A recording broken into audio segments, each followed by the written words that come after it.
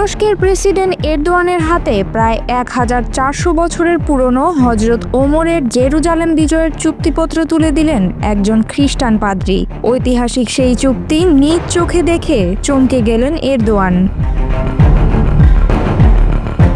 শনিবার জেরুজালেমের Greek orthodox patriarch থিওফিলস জিয়ানোপুলোস তুর্কি প্রেসিডেন্ট রিসেপ তাইয়েপ এরদোয়ানের হাতে একটি ফ্রেম করা দলিলের প্রতিলিপি উপস্থাপন করেন, যা খলিফা হজরত ওমর রাদিয়াল্লাহু তাআলা আনহু 638 খ্রিস্টাব্দে জেরুজালেম বিজয়ের পর খ্রিস্টানদের উদ্দেশ্যে প্রদান করেছিলেন।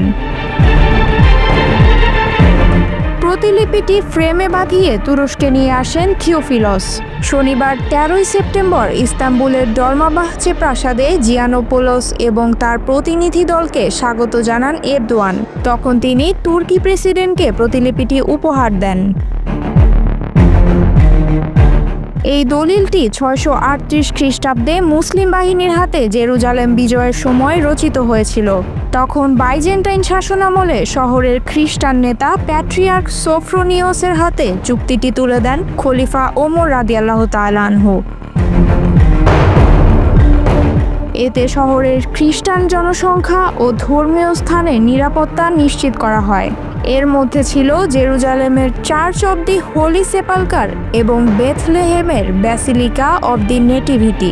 এছাড়া চুক্তিতে খ্রিস্টানদের অধিকার, সুবিধা এবং দায়িত্ব বিস্তারিতভাবে উল্লেখ করা হয়। চুক্তিটি ইতিহাসে আল আহাদুল উমরিয়াহ নামে পরিচিত।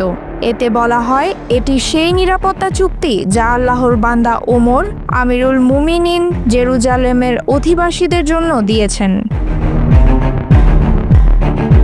তিনি তাদের জীবন, সম্পদ, গির্জা, ক্রুশ এবং ধর্ম পালনের অধিকার সহ সকল বিষয়ে নিরাপত্তা দিয়েছেন। তাদের গির্জা দখল বা ধ্বংস করা যাবে না, তাদের ধর্ম পালনে বাধা দেওয়া যাবে না এবং কেউ তাদের ক্ষতি করতে পারবে না। প্রসঙ্গত, বিজয়ের পর জেরুজালেমবাসীর দাবি অনুযায়ী হজরত ওমর রাদিয়াল্লাহু তাআলা আনহু পায়ে হেঁটে জেরুজালেম শহরের দরজায় উপস্থিত হন। তাকে দেখে জেরুজালেমের পাদ্রীরা যখন বুঝতে পারে যে ইনি খলিফা, তারা আনন্দের সাথে শহরের চাবি তার কাছে হস্তান্তর করে, কারণ খলিফার এই বর্ণনাই তারা তাদের কিতাবে পেয়েছিল। তবে চুক্তিতে একটি শর্ত ছিল, খ্রিস্টানদের সঙ্গে জেরুজালেমে কোনো ইহুদি বসবাস করতে পারবে না।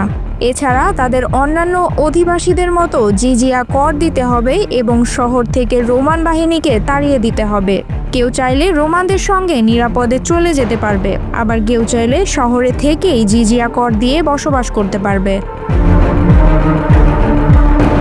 খলিফা ওমর রাদিয়াল্লাহু তাআলা আনহুর আচরণে তৎকালীন খ্রিস্টান নেতা সোফ্রোনিয়স গভীরভাবে প্রভাবিত হন। তিনি তার মহানুভবতায় বিস্মিত হয়ে স্বেচ্ছায় খলিফার নেতৃত্ব মেনে নেন এবং রাষ্ট্র পরিচালনায় সহযোগিতার আশ্বাস দেন। এই সাক্ষাৎকারটি জেরুজালেমে মুসলিম ও খ্রিস্টান সম্প্রদায়ের মধ্যে বিদ্যমান গভীর ঐতিহাসিক ও ধর্মীয় সম্পর্কের প্রতিফলন ঘটায়।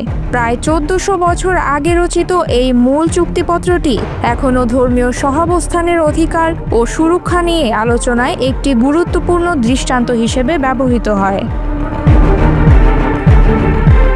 এই প্রতীকী উপহারটি স্মরণ করিয়ে দেয়, ঐতিহাসিক চুক্তিগুলো কেবল অতীতের দলিল নয়, বরং আজকের দিনে ধর্মীয় শান্তিপূর্ণ সহাবস্থান এবং আন্তঃধর্মীয় সংলাপের অনুপ্রেরণাও হতে পারে।